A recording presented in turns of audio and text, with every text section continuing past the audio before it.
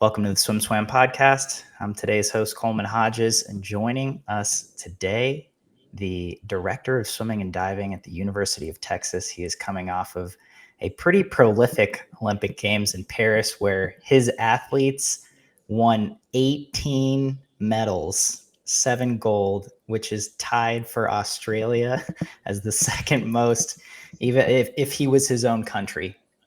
Today, we're sitting down with Bob Bowman. Bob, how's it going? I'm doing great, Coleman. How's it going with you?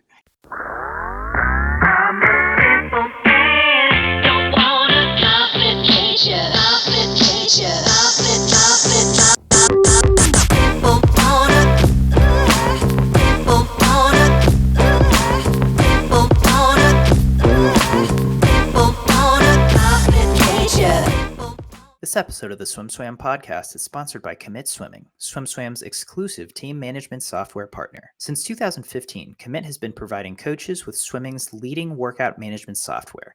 And now, Commit has team management software too. Commit wants to help you make the switch from Team Unify to a simpler, more powerful solution. Their onboarding and customer service team will walk you through every step of the way. Check them out at commitswimming.com to book your demo today. That's COMMIT swimming.com. I'm spending weeks just processing the events that happened in Paris, and it's been nice to talk to several athletes about that. I'm excited to get your take on it.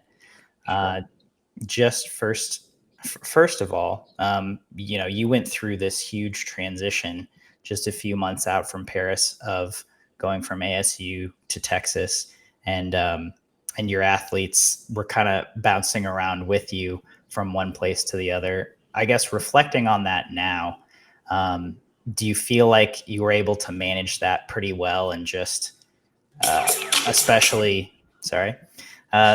few weeks leading into Paris, do you feel like that was able to go as smoothly as you had hoped? Yeah, I think we managed that as well as it could be managed, to be honest, looking back on it. And really probably the toughest part was just the first week or so. It was, that was kind of sudden and a lot of uncertainty there. But by the time we got to the end of the second week, things had settled down. People had sort of decided what they were going to do. And really, after that, the lead up into trials and to Paris was, I thought, pretty good. It was pretty normal. Yeah.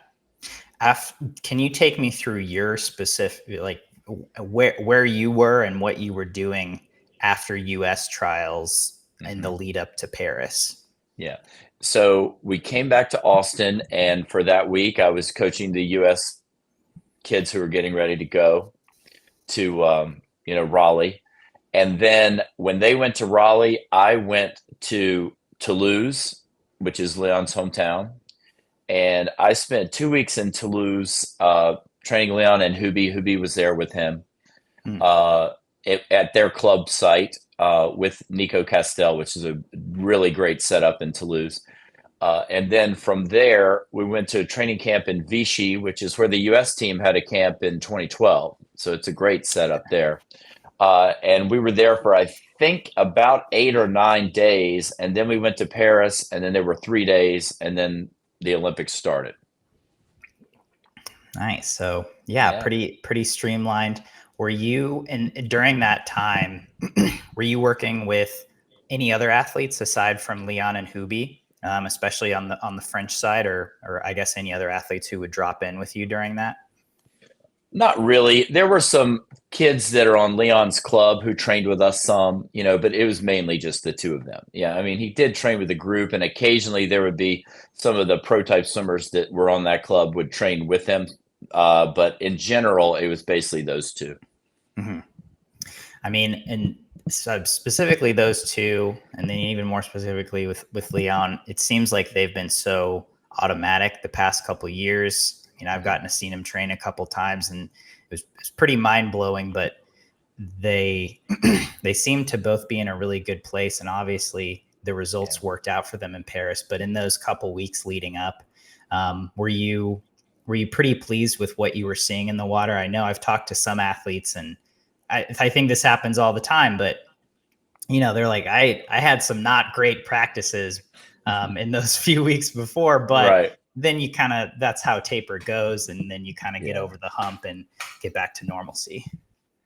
I think in general, what I saw was pretty good things, but to be honest, in my mind, with Leon more so than Hubie is more, I think, predictable, but Leon will definitely be very average going into a big meet. And actually, for his two best meets, this one, and then I think the NCAAs, which were in Minnesota, whichever that one was, he was just really not that good for about the whole time going in. You would see little parts of it, and then you would think, well, maybe it's going to be okay. And then he'd do something like, well, I'm not sure this is going well. But it wasn't like it was terrible, but it wasn't like it was great. It was just kind of workmanlike. And then as we got closer to the meet, there was like a public day in Vichy where a bunch of people came to practice. And so I kind of set him up to do this suited up kind of thing as a rehearsal type swim. And he was very good on that. And, we were also monitoring his blood lactate through all these things and training. And he was kind of showing some signs and giving me some things to work with as far as that goes, in that I felt like he needed more recovery. He was swimming pretty fast, low lactate, quick clearance, which to me meant he needed a little bit more rest to kind of drive his anaerobic system a little bit. So we gave it to him in the last couple of weeks, and it really paid off. And, I've been trying to think about this whole process, and I think it's a good lesson for coaches that if the work before it has been good, and Leon's work had been very good, right? Just consistent across the board. What happens at the end, you just have to pay attention to it, and you have to realize that the goal is to have them ready at the meet, not 2 weeks before, And I think a lot of, as coaches, we just want to see it good all the time, so we feel good about it, but that's not really how it works if you're really trying to have them, to be ready on the day of the meet. So by the time we got to Paris, he was doing pretty well, and certainly after the first race, and you knew things were good. But yeah, it wasn't just like a fairy tale where everything was perfect the whole way. I don't think it really ever is. Right. And especially like you said, if everything's not perfect those couple weeks before, as a coach, you're like, what's wrong? Yeah. What isn't going right? The funny part is, and this is, you have to kind of know your athlete, right? Leon almost never does good breaststroke in practice, like almost never. And we got to Paris, and I had this little set up where I'm trying to think. I think it was backhand breast, but he had some breaststroke in there because I was so worried about it, trying to get it right. And the day we got to Paris, he was doing that set the next day, the second day, and it was really terrible. Like he was going 34s, and he should be going like 31s, right? And I was just like, just play it cool. It's just going to be what it is. And then as soon as the meet started, breaststroke was on fire, right? I mean, that's just kind of how he does it. But it's hell on coaches. It's hell on me. Right. But, he makes it work. Yeah. I mean, it seems like certainly he has that switch, however he turns it. What was the suited swim that he did in Vichy for the public day? It was just kind of a thing where he went through like 150s, and it was going like a 50 build and then 100 at pace of a stroke. So like it was kind of like a 50 build fly and then 100 back at pace, and a 50 build with 3 rounds. So he did a 50 build back, 100 breast, and then a 50 build breast and 100 free. So it was good. Yeah, nice. He was well under the paces, and I think that was when I felt like, okay, it's there, just not ready to be here all the time yet.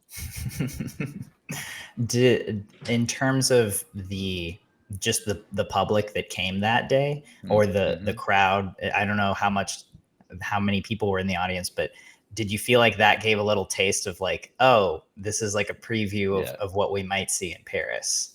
It did. And there were probably 1,000 people there. It was a pretty big it was full. They closed it off. There were still people waiting to get in who didn't get in. And, when he walked out, everybody's chanting Leon, so it's actually a very good rehearsal. We didn't know it at the time, but I knew it would be something, but it turned out to be very good in terms of that. That's cool. I almost get chills just thinking about that, and, not even at the actual thing. So then you get to day one. I guess even before that, just being with the French team, I'm curious what it was like to be with an entire team who knows that they're about to compete at a home Olympics and kind of, some of them be the stars of the show or really have the crowd on their side, as we saw that they did. I thought that the camp, and it was a short camp, right? So it was about 8 days where the French team was together before we went to Paris. Everyone was very relaxed. It was very positive, and I don't think it wasn't like anybody was uptight about it. They were more excited about it, right? Everyone was excited about the opportunity to go be in front of that crowd, and they really were just taking care of business. I thought that the Vichy camp was we were in a setup which was kind of like a tiny Colorado Springs Olympic training center, right? So there were dorms, which are very nice. They were brand new, good food, gym, all kind of right there. And it was a 10-minute walk to the pool. So most of the athletes would walk either one way or the way back because you have to get some walking in for the Olympics, right? So you're kind of doing that. But in general, the vibe of the team was quite relaxed and just really excited to be in the environment that they knew would be pretty special in Paris. Mm-hmm. Yeah. Well, I mean, I know on Team USA, a lot gets made of the training camp, and kind of that's when the team comes together. I'm wondering, I got to talk to Jocko, yeah, Jocko.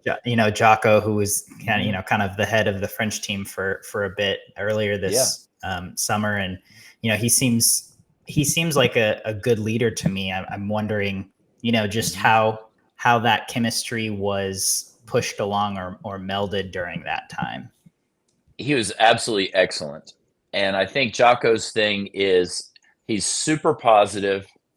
Nothing really rattles him, right? He's just calm all the time. And he really got everyone to be relaxed, to focus on the things that were important and to kind of leave out the noise, not pay attention to that. I think he did a great job with the coaches, kind of empowering them to do their thing, but also getting everybody to work together, and be part of a team. It's a little easier, I think, to get the team concept in like the French team because it's much smaller. It was like 30 total people instead of 50, however many the USA had. They usually have a big team. So just the less numbers means you know each other better. You're going to spend more time with each other and kind of know that. And so I think he fostered a great environment where the focus was on the really important things, and we just kind of left out the kind of things that didn't really matter. So everyone knew what was expected and just really enjoyed it. I think it was great. Yeah. And so, then in terms of when the meet actually starts, I feel like this is every Olympics, but it felt like there was a lot of tension heading into this Olympics in terms of this was the first normal Olympics in 8 years, right? And so it felt like there was a lot of pressure for it to be normal. And then we hear about the buses, we hear about the food, which again, it seems like this always happens kind of leading into an Olympics. And then we hear about the shallow pool that's slow. It's like, right. Okay. But how again, speaking of leaving out the noise, when you're interacting with your athletes, what are you telling them in these couple days leading into, like, for example, Leon's 400 IM on day 2? Right. Well, I think we had a plan for how we were going to try to handle things. And I do think the French are much more accepting of things like the transportation than probably we are in the USA. Like they expect it to kind of maybe be a little later, take a little longer. So they just handle it more. It's more kind of what they're used to. And I thought it was interesting. We were in Vichy, which is, it's about a 4-hour drive to Paris. And they told me we were going to go on a bus. And I was like, you don't want to fly there? And they're like, no, we don't want to fly because, they have these strikes all the time. They could just strike and we would be stuck in Vichy. And I was like, well, what about a train? They're like, the trains never go on time. They could just be canceled or it could be 2 hours late. So I think the French they're kind of predisposed to understand those kind of things. So, and the bus ended up being great. But so I feel like they handled that part well. And I do think that in the days before the meet, obviously on Leon, there's a lot of pressure because that 400 IM is coming up pretty early, and people were expecting things, and he was expecting things. I was expecting things, but I will say this for him: he was his normal self through the entire process. When I got to Toulouse, from that day all the way until he swam, and even the day he was warming up to swim the final, he was just very composed and very focused on what he needed to do, but not uptight about it. He was still just relaxed, kind of the same demeanor that he has when he swims well. Obviously, that's what happened, but he never really wavered from that the entire time. And I think that's a testament to him doing advanced work to be ready mentally, right, to handle things. And also that we did a good job just kind of helping him within the team environment, bring him to that moment in a good place. So, yeah. Yeah. I mean, and then, that 400 IM, I have to just ask at the beginning, like, do you think he could have broken the world record? Do you think he was saving up that last 15 meters? I do think when he got so far ahead and he knew he's going to win, he just kind of relaxed. Which and he makes does total sense. Yeah. And he'll do a thing at the end of races. He does it a lot in the short course. He didn't really do it as much in the long course, and I wish he had done it in the 2 IM particularly. But like in the last 5, he'll do what you're never supposed to do: pick his head straight up and not breathe and just like do this. But he really picks up time when he does it. And I call it the crazy Frenchman. I'm like, do the crazy Frenchman at the end. And he was like, oh, I didn't do it. But I think maybe that might have gotten him close to the record. And certainly in the 2 IM, it might have put him under the record. But I think he was so far ahead in the 4 IM and he was just enjoying it. He was just kind of doing it. Yeah. Which is fine. Yeah. It's great. I mean, totally. Again, you kind of get the nerves out. It's like the first final. I'm sure that as I heard from many people there, the crowd was just going, losing their mind. It was unbelievable. It was for the 4 IM. I will tell you this: I had not gone into the coaches' viewing area yet in the meet, and I usually don't go there because it's kind of crowded and stuff. And I found out later it was actually pretty good. But for the 4 IM, I actually went out in the public area. Nico and I, his French coach, and we went out in the public area, and we just kind of went out into this, like when you walk into the seats from out in the concourse, there's that kind of tunnel, and there was a tunnel at about, I'm going to say it was 15 meters from the turn wall, and we just like stood in the tunnel. But by the time, and Dean Boxall was there, and that's how we knew to go. We had seen him watch a race there, so he was there. And by the time Leon swam, the whole thing was full of people, and they were trying to kick us out. Oh, no. Right? Like we're talking about like 30 seconds before the race. And we're like, no. And Box was like, no, he has to stay. This is Leon's coach. Yes. So anyway, they kind of let us watch there. So it was cool to watch that one race sort of in the crowd. It was crazy. Yeah. Amazing. Yeah. I mean, I can't. Again, like just thinking about it kind of gives me chills, and it seems like unreal because you have this whole stadium, but also like kind of this whole country cheering for one guy who's right there. And then he just has the race of his life and almost goes a world record. And from after that swim, do you feel like it was, was it a sigh of relief? Yeah. Was there a lot of tension off the shoulders for both? Definitely. There was just a lot more freedom to kind of go through the rest of the meet. And we were actually going to wait till after the 400 IM to decide if he would double 2 fly 2 breaths. And after that, I was like, yeah, we should go for it, or at least, and even then it wasn't like a full go. It was like, let's do it in the morning, see how it goes. And the morning was nothing for him. And I was like, all right, let's see how it goes at night. And the night was actually pretty good too. And he was doing like I say, we use blood lactate readings to kind of monitor how he's doing and the effort that he puts in and how fast he's recovering. And after the 200 breast in the semis, he recovered in 10 minutes. It was crazy. Like, I didn't really believe it, but we did it again. And it was just like, so we knew after that he should definitely go for both in the finals. Yeah, it was good. I didn't think there was any way he would do it. He would just do the double. But I also knew that you were very methodical, and that was going to probably be a game time decision. Yeah. And so it was so fun to watch both, 4 200s in one day is no small joke. feat. Yeah, right. But that is also really incredible that he was just able to recover that quickly from race to race. And so in the final, did you guys talk about specific race strategy and how he should probably swim one race versus the other? We did. So for the 2 fly, we knew that Milak would be out fast, right? He has speed and he's an amazing swimmer, right? Just an incredible swimmer. And we knew that Leon's hope would be to be as close as possible at the 150, right? If he was kind of somewhere in the neighborhood at 150, we felt like he would kick out and he would finish really well.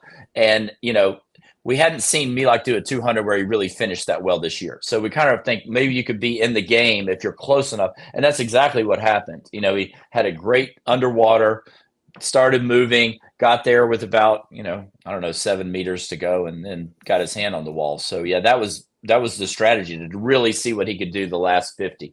And we were super happy because all 28s, the last 350s are 28s, which is like, that's really good. In the 2 breaths, the strategy was obvious: be as far ahead as you could be and hope that Zach didn't catch you at the end. So that was a pretty simple one. And he likes that one. He loves to go out fast. Yeah. I mean, were you pretty confident in his breaststroke up to that point? I actually was after the IM, because it was very good in the IM. Mm-hmm. And so after that, and in the prelims, the semis, he had done it was very good, under control. He was using his legs. It was just together. So I felt like, yeah, he'd be able to take it out and hang on there. It's good. Is there a lot of difference between his short course breaststroke and his 200 breaststroke, or at least how you guys train for it? I think the training is relatively similar. I think the way that he swims it is quite different, because even though he would swim an aggressive 200 breast long course, it's done with really distance per stroke, right? So, and in the short course, he just cranks it up, right? He's only taking 4 or 5 strokes. His really pull outs and just tempo. So he really uses his legs quite a bit more in the long course, which is what you should do. So I think that's the difference. Gotcha. I mean, so then after that night, how are you feeling as a coach? It was pretty amazing. I have to be honest on that one. It was great. To get both of those done, I would say the probability of that before the meet, I was thinking that was like a 20% chance, right? Maybe he'd win one and be second, or win and be third, or something like that. And it was, and once to get both of it done, it was pretty awesome. Yeah.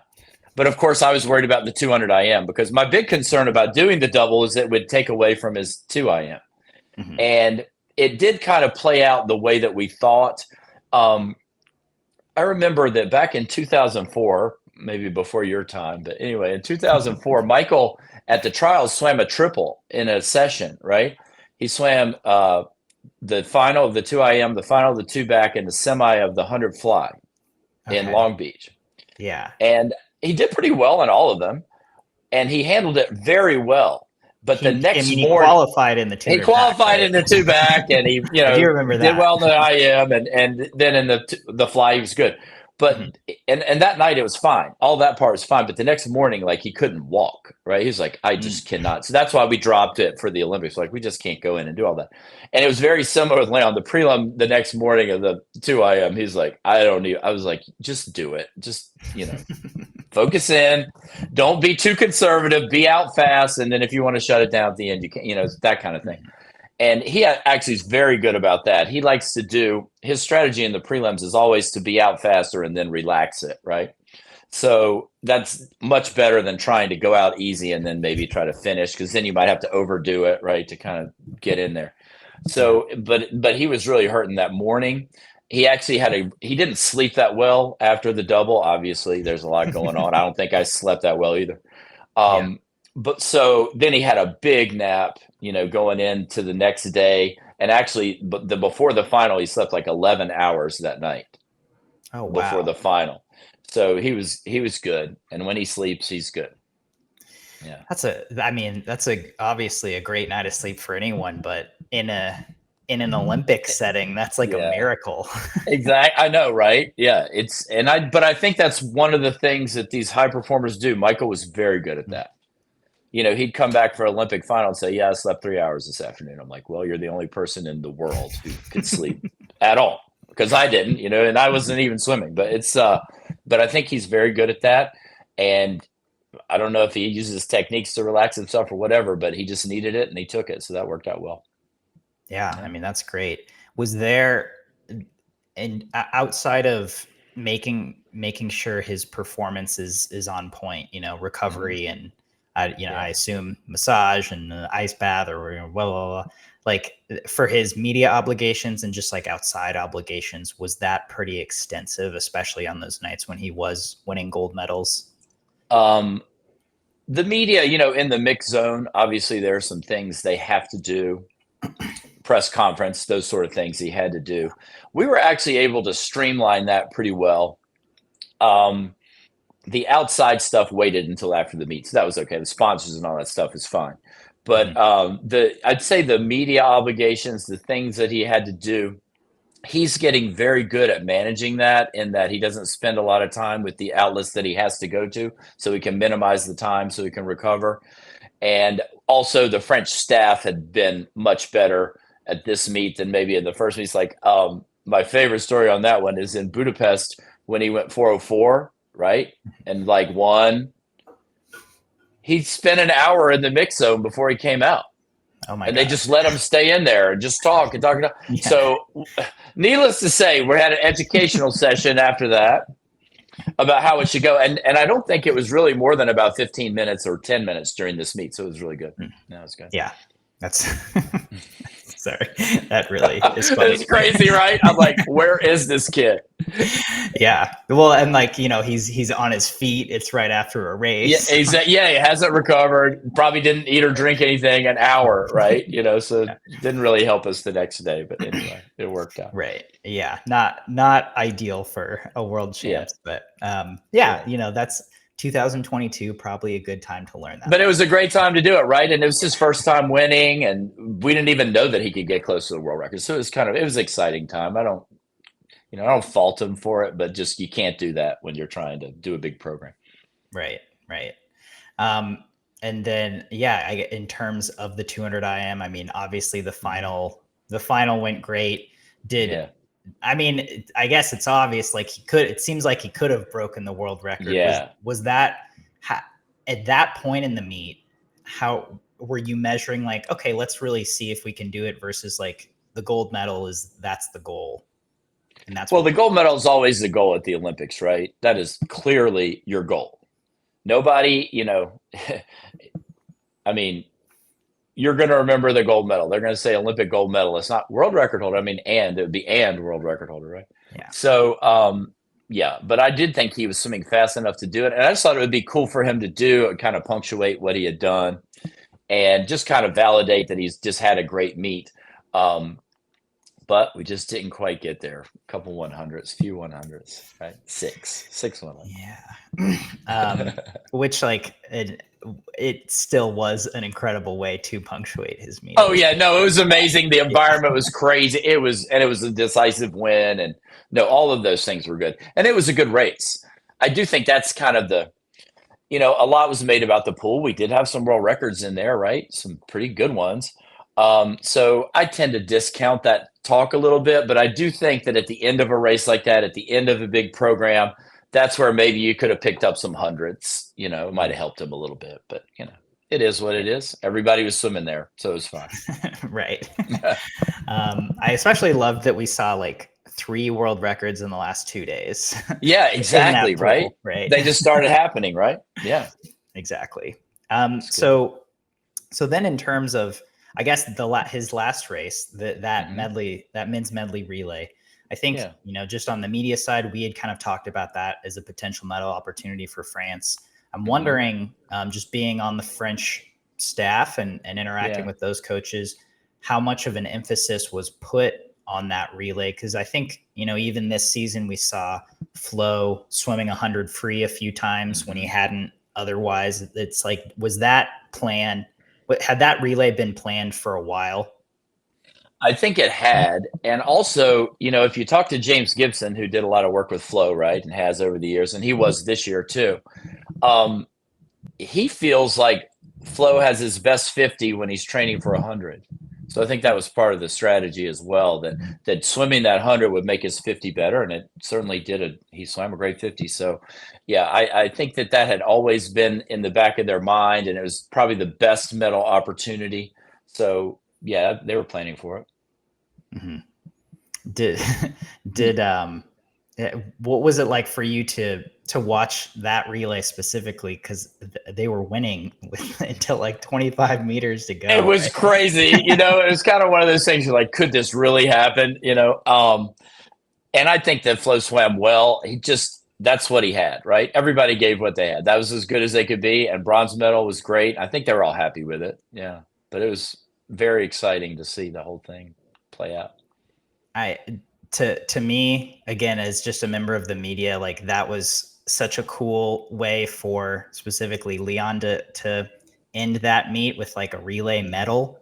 Because I mean, it was great for the crowd, right? It was so good for them to have their relay do something. It was good.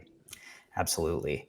So in terms of just the whole meet, were you interacting with other athletes that you had coached throughout the year, and what did that look like for you as the meet went on? I was, working with all my athletes pretty much through the meet. So particularly a lot with Regan. She was swimming a lot, right? So I was doing a thing with her, and Chase a little bit for one swim. He didn't have the best of me, and some of the others just trying to help them, get ready and do their thing. So it was actually quite good, and I felt like it worked out pretty well in terms of that stuff. Hubie, right? He was Hubie. Yeah. After his 100 back, because I think I'd have to go back and look. Maybe his last 100 back wasn't great, but he showed some speed. Yeah, the prelim was really good, right? The first couple were good. Last one not so good, and but he still was finishing really strong. He just doesn't show speed. Like, I feel like a lot of the times Hubie won't go out after it. And he really probably could have done that more in the 200. He knows that, but he was just swimming to, make sure his hand was on the wall, and he knew to do that. He had to have that last 50. So I don't fault him for that either. Yeah. We'll work on the time later. He can go faster some other time. Yeah. So as a whole, now that you've had did you get a break after the meet ended? I left the Monday after the meet, as is my practice, to kind of get out of there. It's been a long haul, right? But I went back to Phoenix and spent a week with my grandkids, so that was fun, right? So that was my break, and then came back here and kind of got back into it because there's a lot of stuff that I had put off until after the Olympics that needed to get done. So it was good. Yeah, I can't imagine coming off of an Olympics and being like, all right, well, there's that 4 years. Yeah. Now I have to go be a head coach at Texas. Yeah. I don't know. I've done that kind of thing a few times. I started Michigan like that. So it's exciting. I mean, there's nothing not to like about it. It's been really great, and really looking forward to it. It's been this weird period where I've kind of been the coach at Texas for 4 months, but I haven't coached anybody. So it's kind of fun to be actually start coaching those guys. Yeah. In terms of a couple more Olympic questions, and then I do I am curious about Texas. Just reflecting on, I guess people could always do better, or I guess guessing certain athletes could always do better, but like 18 medals like that, it seems like your athletes did really, really well. We did really well. It's about as good as an Olympics as you can have, right? It's pretty hard to do stuff in that environment. It's very difficult. And I want to give a mention to Paige. We should mention her. Paige 40650, 40650. Like, it never happened. Oh, I didn't realize that. Yeah, it was exactly negative split. 50, 50, 406. Oh my! In the 800 free final. Yeah, Wow. in the 800 free final, and I'm so proud of her. She did such a good meet, and it's also very difficult as a distance swimmer to kind of swim that training that you have to do all the way through the meet, where a lot of people are not doing that much swimming, and you're doing a lot, and to kind of Mhm. maintain that focus is quite difficult. And she did such a good job. So proud of her. And I'm proud of all of these guys. Every one of them can probably look back and say, I'd like to do something a little better, or maybe, that's just how it is. But in general, I feel like they all had a great experience, and they all have something that they can feel good about or look forward to coming up. So it's Mhm. good. That's a great top. Paige Madden had a sensational season, right? Yeah. Oh, All the whole year. year was good. Yeah. She was. I mean, she was going. I know at least like season lifetime bests in season, Hmm. and then she was going best times. I think a few times throughout the Yeah. season. Yeah. Yeah. I mean, She had a great trials, and then, yeah, kept going. I'm curious what your interactions with her were like, just throughout the season, or maybe just when she Mhm. first came. Of like, did you? I don't think she had put as much of an emphasis on that 800 before, and was that No. something you guys pretty clearly talked about? We talked about that in the beginning. She was interested in trying it. She thought she could be Hmm. good at it. And so we did put that in her program all year. And it didn't really pay off until trials, right? Like she'd been going like 827 in these pro swims. Like she would just do these kind of average swims. And I'm like, you're so much better than that. Your 400 is much better. So it kind of took a while for that to catch up and for her to learn how to swim it. Um, but to her credit, she was all about doing that and trying to, get better. And then at trials, we faced this kind of dilemma because we thought her mile could be good as well, right?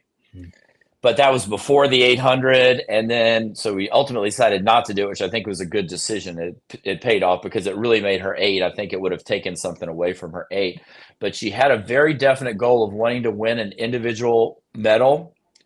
And I do think in the Olympics, she could have been faster than the 4029 or whatever she went in the 400, but to swim a medal, she had to go out faster than she probably wanted to. And she was swimming, in that field. It was, yeah. So she paid That's a for that tough a little field. bit. So she didn't swim the 400 probably ideally, but she swam it to try to win or, to Yeah. win a medal. And that was great. And then we tried to settle her down a little bit more after the relay and just say, okay, let's start swimming it the way that you swim best and see how it goes. And she just did a great job in the prelim and even better in the final, the 8. Yeah, it's good. That was one of my favorite races to watch, Yeah. and because there was the faintest belief that Ariarne Titmus might beat Yeah. Katie Ledecky, but then Paige was right in the mix too, and I was And, like, and I wait, thought for what's a minute, I happening? thought, wow, she could maybe get there. And then Timmons is just so tough, right? It's hard to get by her. But yeah, that was a great race and just great to see how they all sort of swam it and how they do their thing because they're the best swimmers in history. And Paige, I think, is number 4 performer of all time behind McIntosh and those 2 women. So that's a Yeah, great thing. Yeah. yeah. I mean, yeah, that's incredible. So, um, yeah, a lot of a lot of success from the Bowman camp. Some stuff That happening. was. Yeah. I'm going to ask you about one more swim. Yeah. Regan has this stellar meet. She Mhm. individual medals in all her events, and then kind of almost saves the best for last. Right. Olympic record lead off on that medley relay, and Mel. I was watching with Mel. He was like, she just won them that race. Like she just completely set the tone and was like Mhm. they they're not losing now Right. after that lead off. What did you think of that, or what was your interaction with her before that? Well, it's obviously a great race and her best one of the meet. I think she kind of fell into the situation like a lot of people did. The early swims in the meet were not that great, right? From anybody. It kind of Mhm. took a while to figure that out. So I think her 100 back, she in the final of the 100 back really over tempoed. Reagan's thing as a young swimmer was she can swim at an incredible rate, like 1.0, 1.1 for a long time. And that was just her thing. She would crank it up and just go as long as she could, and that would be okay. But we've tried to start working on how she could maybe, slow the tempo down, get a little more length, and therefore finish better. And that's exactly what she did in that in the relay. So to credit to her, she made the adjustment, and we were working on that all the time. We're trying to get her tempo and do some things to kind of, I don't want to say slow her down, but just get the tempo under control, right? It was to the point where she was just kind of just going and hoping for the best, and that's not a very good strategy in swimming. You want to have a little more pace than that. And so I think that what's exciting for her is we were able to kind of unlock that, and now going forward, that's something she could really lean into. I think it would be good for her. Yeah. That is exciting. And I think the other thing about Regan is in none of these races, even though she got second, and people, we'd always rather have a gold than a silver, but it's not like she choked or anything. She swam well in all of those. It's not like she had a mental breakdown or she was too nervous. Maybe the first one she was a little nervous, but really the 200 fly, great race. 200 back, great race, a best time. Yeah, no, a really good race. So she showed up. It's not like she didn't show up. So I'm very proud of her. Glad she got some gold medals this time. And, I think it bodes well for her future, the way she was able to swim. Absolutely. I mean, yeah, which again is really exciting. That 200 fly was such an impressive race to me because of because of Reagan's time, because of Summer's time. It was like, whoa, yeah. I did not expect that. That was so cool to see. Yeah, it was awesome. Yeah. And then for you, just in terms of having the experience of being on the French staff versus the US staff, I'm wondering if you can, reflecting on the decision to be a part of the French staff as opposed to the US staff, do you feel good about that decision? I do feel good about it because, I was thinking the other day, I was like, I just can't imagine what it would have been like for me to be there in a USA shirt in the middle of the Leon thing. It would just not be tenable. It would not have been doable, right? And for me to try to be, well, okay, good job. I'm, not really part of, you're just kind of in the middle of that. So I do think for that reason, it was a very good decision. It was good for USA to kind of take that away from that, their team, our team, USA team. And it was good for the French that I could kind of focus on land and help them kind of do that thing. It was also good for the USA kids. I had freedom to work with them. So, at the meet itself and in Paris, it was pretty natural and free, and the USA staff was very cooperative, and it went very well. So I'm happy with the decision. I don't think I'll be making it again in the future. I'm ready to be back USA kind of full time. And, Leon can do some things on his own now. He doesn't need me to hold his hand through all this stuff. So, I think in the future, I'll definitely want to be with USA and kind of continue that. But for this particular moment in time, I think it was the right decision really for everybody concerned. It's so great to hear that you were able to interact with the other athletes you were working with as well. Yeah. But I mean, it makes perfect sense to me, and I'm just so happy for you that you got that opportunity because it was such a great moment in time. It was a great moment, and it wasn't just, what I loved about it the most was, the French people aren't really known for like coming together and being happy. They're kind of like, they're the opposite of that a lot of the time. And I love France. It's nothing against France. But here it was everybody in that arena, everybody when you went outside, the people in the hotels, everybody was just so excited about it. And, I think that was a really cool thing that Leon was kind of the catalyst of that. It's good. Yeah. Yeah. I mean, again, just watching all of the media and hearing all the stories, what a cool part of history to be involved in. That was fun. As a coach on the French staff, are you compensated? I'm compensated in the same way that the USA coaches are compensated, just kind of on the performance of what Leon did. Like, like it's an op gold kind of thing. They have that in France, and that's how I would be compensated, but not like to just be on the staff. Gotcha. That was voluntary. Okay. Interesting. Yeah.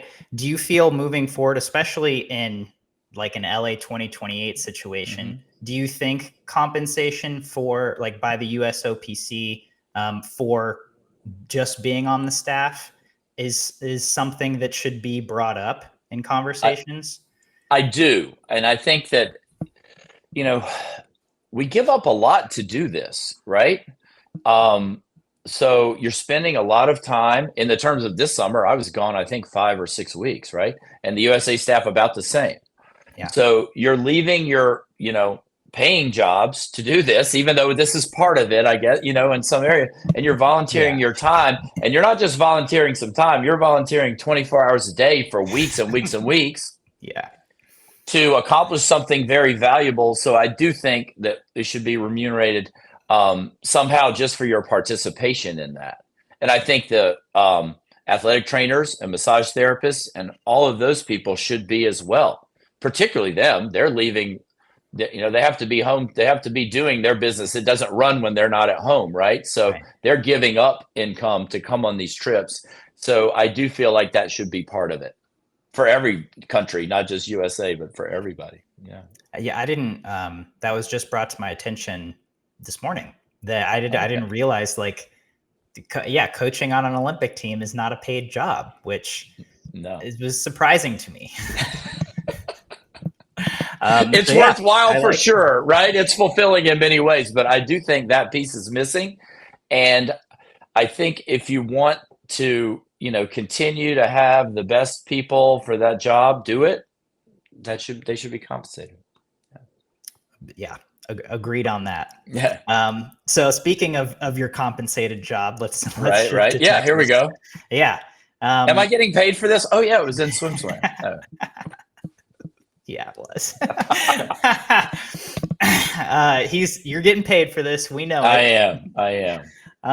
So yeah, how are you feeling? You've obviously done this job for a few months, but like you said, now you get to do the coaching part of it. You've done the administrative part. You've been doing recruiting, but now you actually get to kind of have your boots on the ground and start making the team the Bob Bowman team.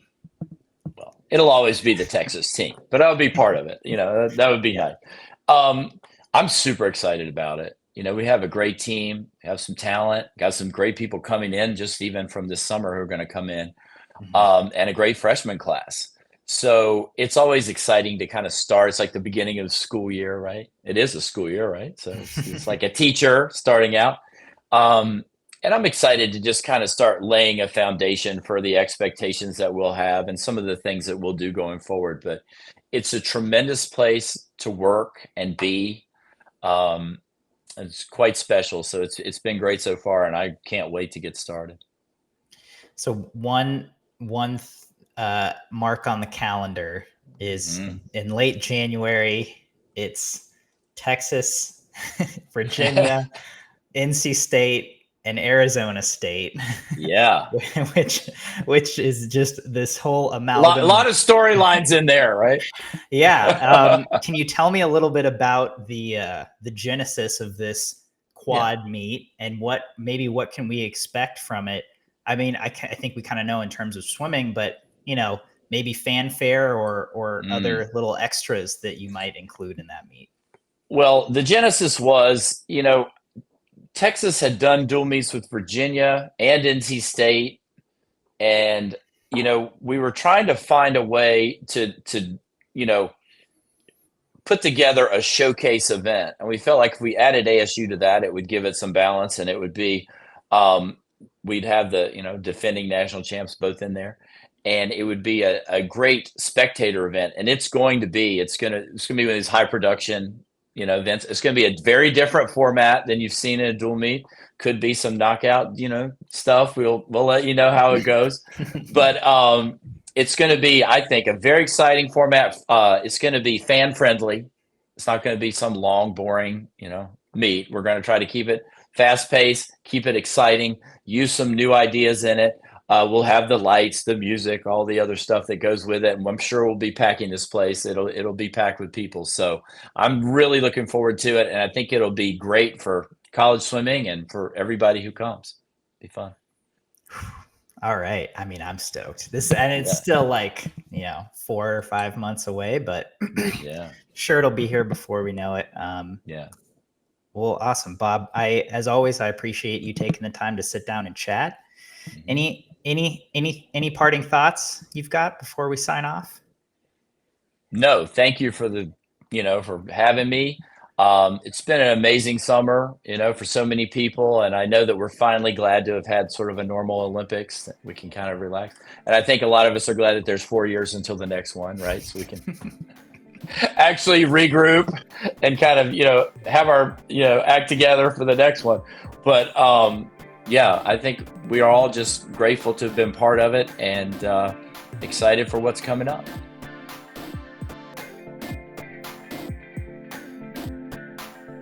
You've been listening to the Swim Swam podcast. Stay tuned for new episodes every week. You can take Swim Swam podcast on the go by subscribing on your favorite podcast platform. Look for links in the description below, and be sure to subscribe to our YouTube channel for more videos as well.